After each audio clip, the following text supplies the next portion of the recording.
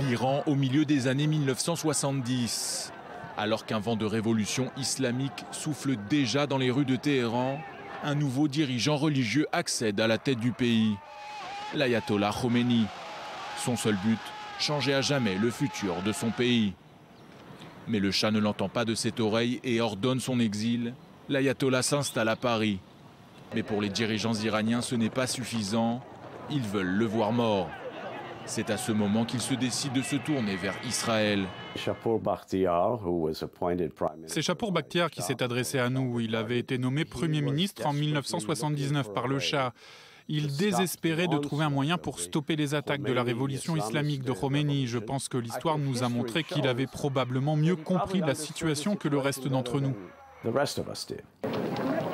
Mais Israël a des accords stratégiques avec l'Iran, des accords qu'Alper appelle la diplomatie secrète. Cet ancien agent du Mossad est à l'époque à la tête du bureau chargé de la question iranienne. Il fait même partie de l'équipe qui s'oppose à l'assassinat de Khomeini. Devant le refus d'Israël, les officiels iraniens se tournent alors vers la CIA, le MI6 et les services français. Mais sans succès non plus.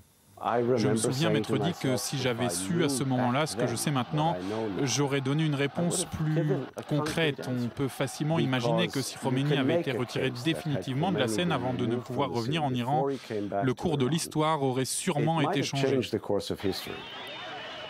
Et l'histoire est telle, selon Alper, que c'est un ancien allié qui affecte aujourd'hui l'approche israélienne face à l'Iran, les États-Unis. Quand le président Obama parle de la contribution de l'Iran à la stabilité au Moyen-Orient, quand l'armée américaine collabore avec l'Iran pour combattre Daesh en Irak, eh bien Israël analyse la situation et se sent trahi, surtout parce que la majorité d'entre nous ne croit pas à cette version de l'Iran. Car malgré la forte opposition du Premier ministre israélien Benyamin Netanyahou, les États-Unis n'ont pas hésité à signer un accord sur le nucléaire qualifié d'historique avec l'Iran. Quand on regarde notre frontière nord, où il y a juste 3 mois, un général iranien travaillant pour le Hezbollah a été tué lors d'un raid israélien, on voit l'Iran.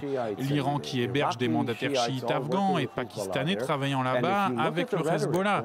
Si vous prêtez attention à la rhétorique autour de l'accord avec l'Iran, personne ne parle de cela. Malgré tout, l'ancien agent du Mossad se veut optimiste. Je peux vous garantir que si demain le leader suprême Khamenei changeait d'avis et déclarait qu'il avait fait une erreur à propos d'Israël, nous serions prêts à leur parler. Il y aurait même une longue liste d'Israéliens qui voudraient y aller pour les affaires.